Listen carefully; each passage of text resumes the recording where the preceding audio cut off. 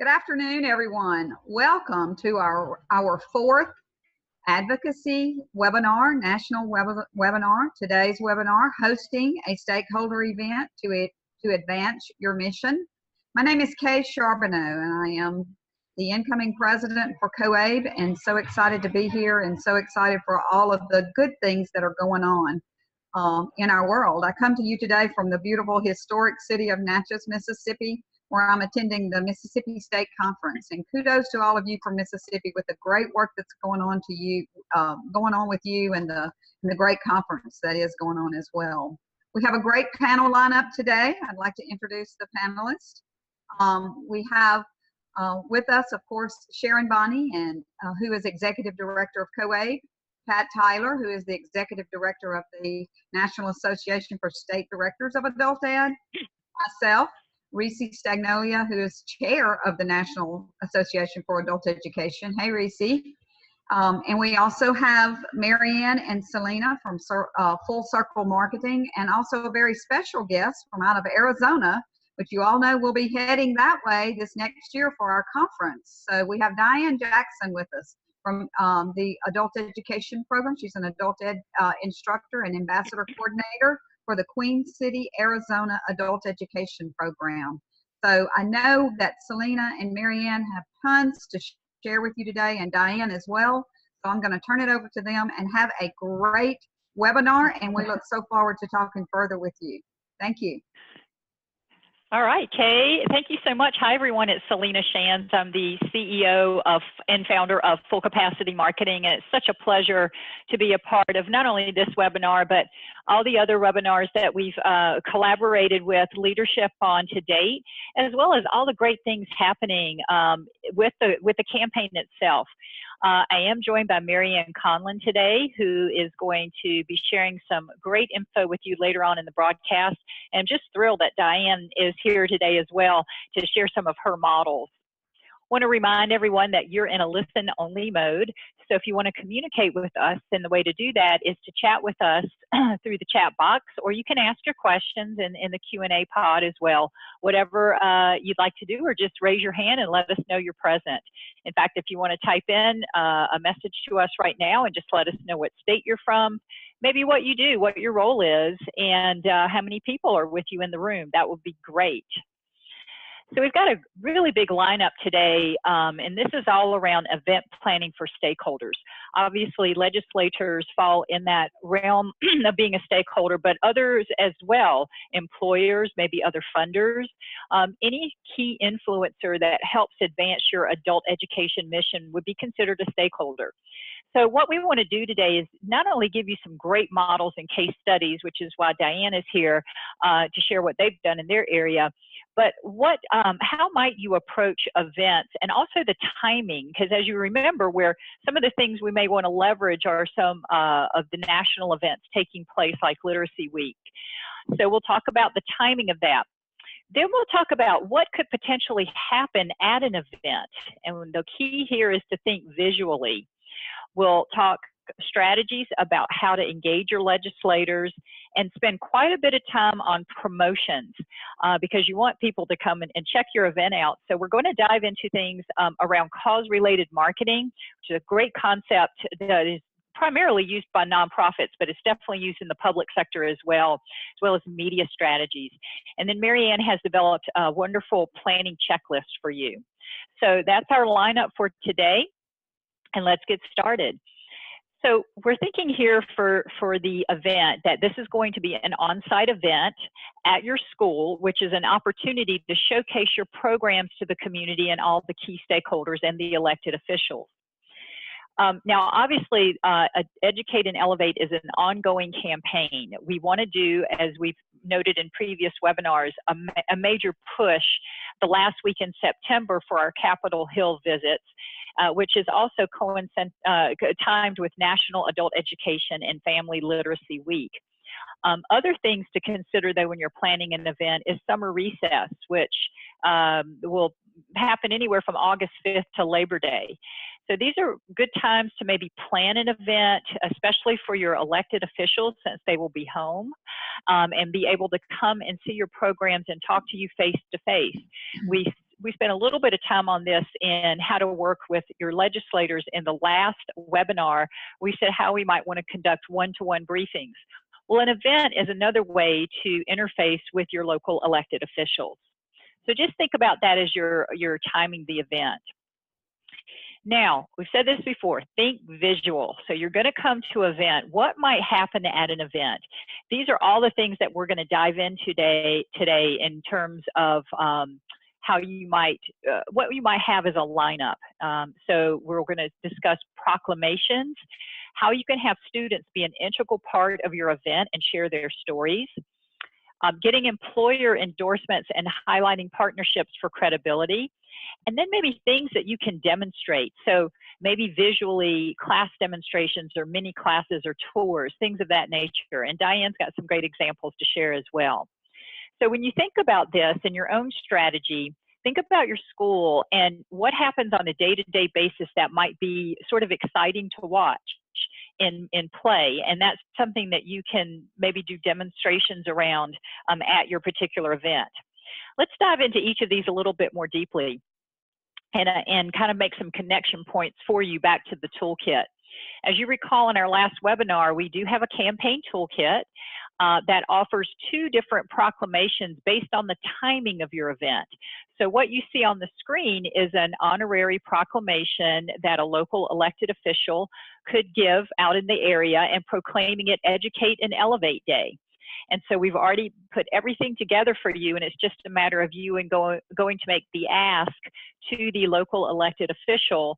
And we've given you sample letters on how to do that as well to build the business case for support. So this is one proclamation. The other one is time for the National Literacy Week, the last week in September. If you want to coincide your event with that, then there's one for that particular occasion as well.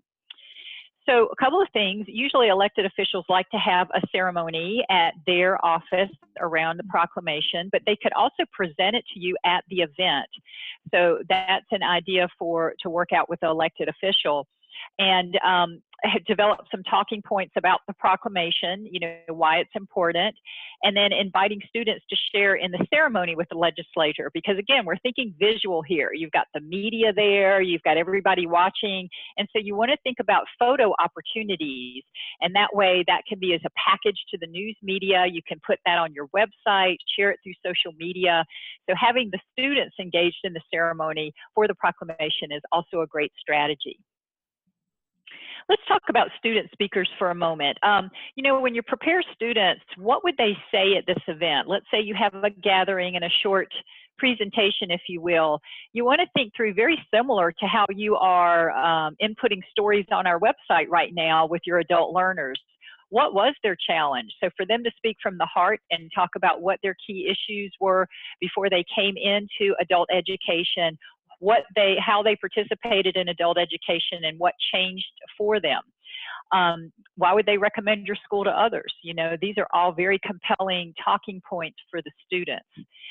And then you can create photo opportunities at the event as well, but really getting them to tell their story about your school is so much better than you telling it coming from the school. So it's building that third-party credibility. The other speaker potential is maybe some employer who has supported your adult school by maybe partnering in some work-based learning opportunity or hiring students.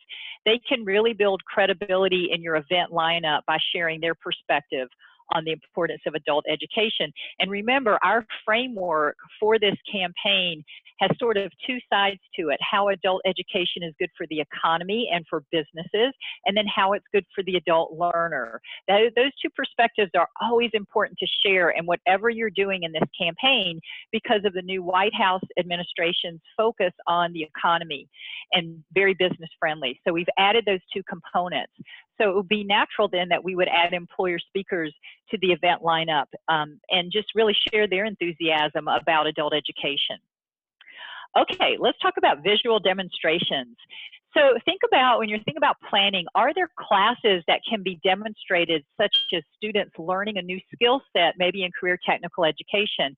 I know here in California, the Chancellor's Office for the California Community Colleges is launching a statewide rebranding campaign for career technical education. So at that media event, they're doing all kinds of demonstrations on welding, and they've got one on new energy and solar panels. Think visual. What do you do within your classes that can be demonstrated quickly and have students in action? That's always really fun. Can you host mini classes on various topics to give adult learners an actual experience of what you do in class? So that would be, you know, kind of in action, how your instructors are in action. Is there something interesting that would provide a visual opportunity to showcase classes via a tour of the school or maybe one particular class? And then there are other events where we've just set up information stations about, with very passionate instructors, and adult education instructors are very, very passionate about their classes. And so having information there to share at the various stations. So these are just ideas, if you will, on what could possibly or what could potentially happen at a stakeholder event. Now I want to bring on Diane, who is a pro at this, who has done some very great work in her area. And Diane, I'm going to turn it over to you and have you share with us your ideas. Thank you.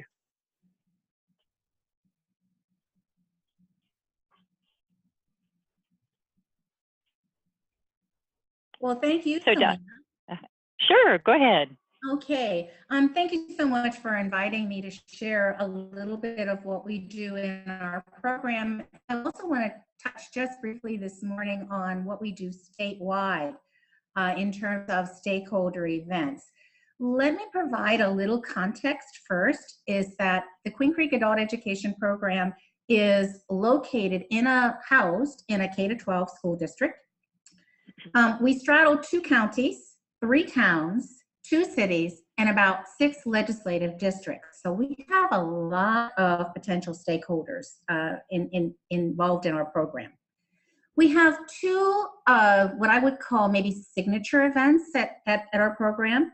One of them is International Day, and this is something that has become a tradition over the past 4 years. It's organized by our students, and it's an opportunity for them to share their first cultures, their home cultures, and also their pride at living in the United States, that they're making it, they're surviving, they're learning English. We have a potluck. It's very colorful because one of the things the students love to do is show off products. In addition to the food from their countries, they also like to wear traditional clothing. So it's colorful, it's interesting, and it gets a lot of media attention. We do invite legislators, we invite the school district upper level management, the superintendent, deputy superintendent, principal of the building in which we're housed, for example, and the community can come in. And it's the students are so excited about it. Their enthusiasm is contagious.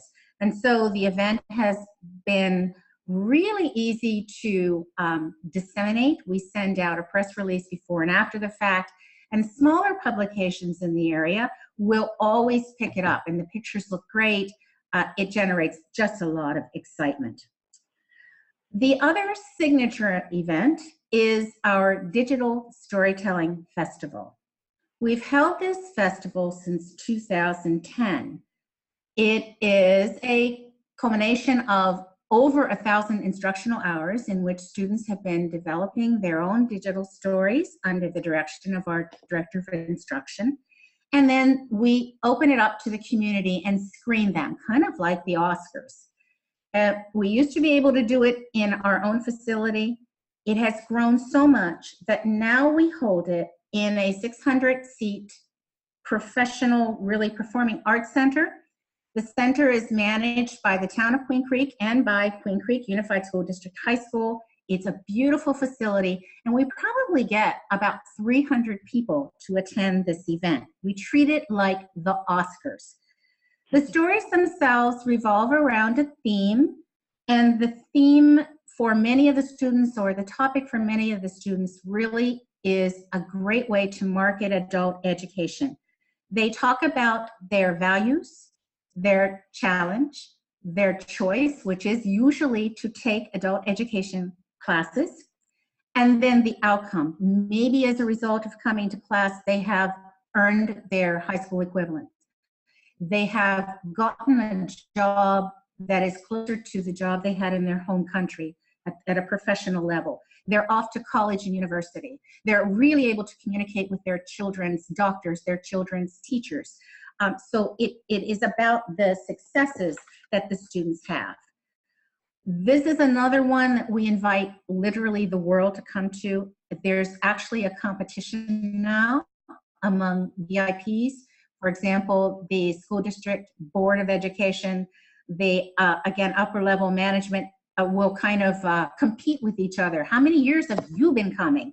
And it makes it very exciting. Our superintendent actually brought his own children to the festival this year. We include the town of Queen Creek mayor, vice mayor, town council. They are really supportive. We invite legislators also to come. The Chamber of Commerce, president of the Chamber of Commerce is one of the invitees. It's absolutely a beautiful evening. And again, with the support of families, the pride is contagious. The enthusiasm is contagious, and it wants people to continue to be involved in this special event as attendees. It's wonderful marketing for our program. Again, press releases before, lots of pictures of the event. This year, the local NPR affiliate came, really covered the entire event and interviewed some students and did a story on some of the students who had their stories presented, their digital stories presented. If you do not have a digital storytelling class in your program, this is something that you can create.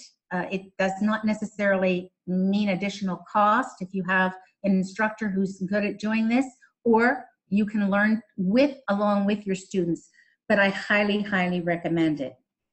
We also, of course, include the community and all of our stakeholders. They're invited to graduation, our Ella recognition ceremony. We have had a state senator come and give a speech. She was quite a champion for adult education during the time she was in office.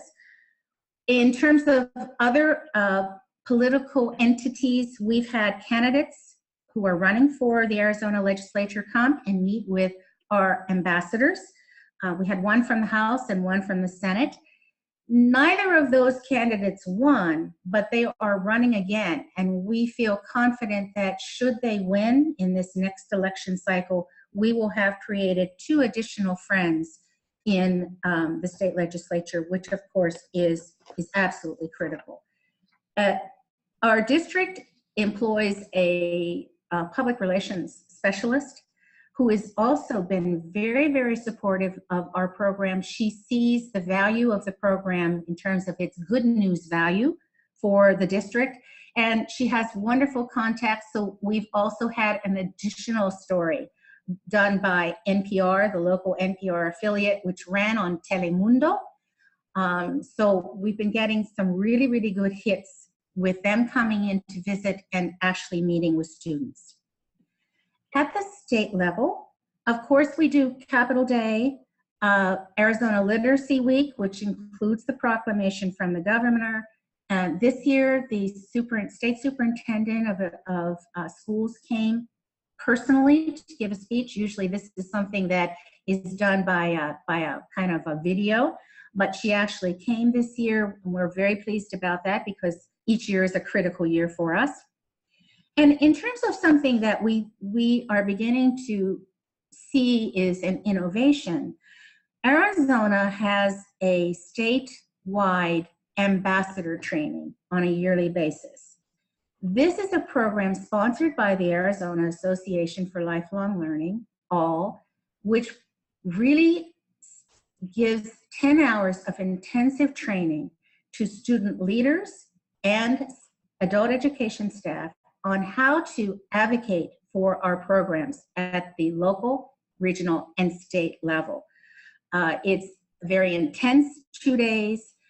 We have been doing this, I think, actually, Arizona's been doing this since the 1990s. Regina Suet was kind of the mother of this program, along with Laura Porfirio at Pima College.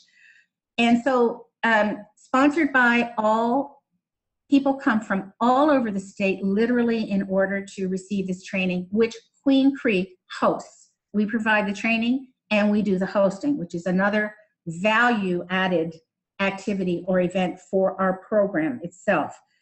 As part of this training, we invite a VIP to come in and allow the folks going through the training to practice their newly developed advocacy skills by having what would be a replication of a high-level meeting with a policymaker or a decision maker. Over the years, we have had the mayor of town of Queen Creek, the vice mayor of Queen Creek. There have been people from city council in the city of Tucson. Twice, we have had a member of the Arizona House of Representatives. This gentleman has become a true champion for our program. He asked to come and visit us. If we call him for anything, he is there, either to receive us or come out to our program. He is now the Speaker Pro Tem of the Arizona House of Representatives. And we're very pleased because obviously he's coming up into real leadership, really serious leadership. And we'll be issuing a proclamation for the COABE 18 conference, which will be held here. And he's also going to participate in a session to talk about forming relationships with legislators during COABE 18. So we're very excited about that. The VIP who participated in the 2017 statewide ambassador training is the president of the Queen Creek Chamber of Commerce. Please understand that Queen Creek is one of the fastest growing areas in Arizona. The school district is the fastest growing school district, and there's a lot of commercial, small business mostly, that's coming into the town itself.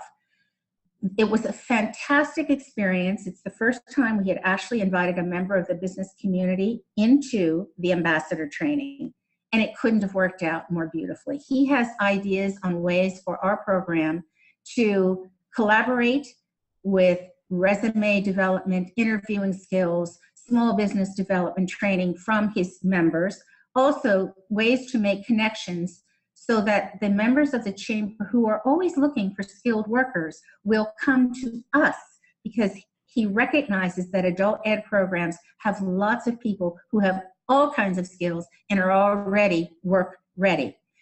He also wants to have the chambers from around the state who meet regularly with the legislature to discuss the value of adult education programs to the business community. I don't think we could ask for much more, and so we're following up on that now.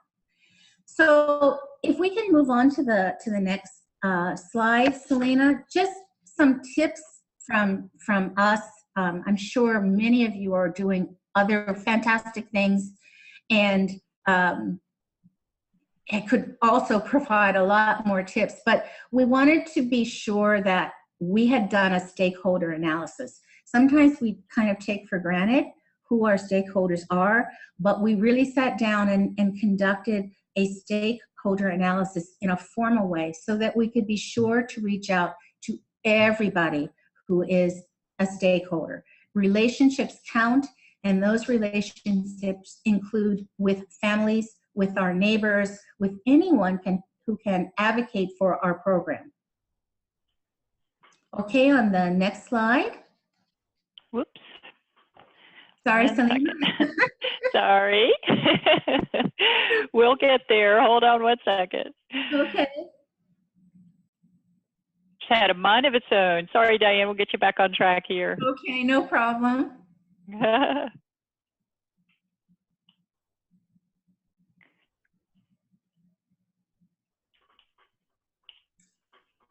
Okay. When you do get your VIPs to attend, you want to make sure that you acknowledge them. You want to make a big deal. We have had an awful lot of success by setting up visits issuing invitations, or visiting when we say that we're coming to give a plaque of thanks. I got to tell you, legislators eat that up. So, we say, we're just coming to present you with a plaque to thank you for your support. We have these little plaques that are not expensive. We get them engraved, also a really good investment and not expensive. And it's something that seems to go a long way. The former state senator who was a champion, as she was giving an excellent interview to several of the local newspapers, said that one of the highlights of her career had actually been receiving a plaque of gratitude from the Queen Creek Adult Education Program. Our legislators have also told us that something that they really enjoy is they like coming to visit us. So is a fantastic way to go. If you're the idea that they should participate in Diane, 50 people for our graduation ceremony, or generally, or last year, 300 people attended our digital story.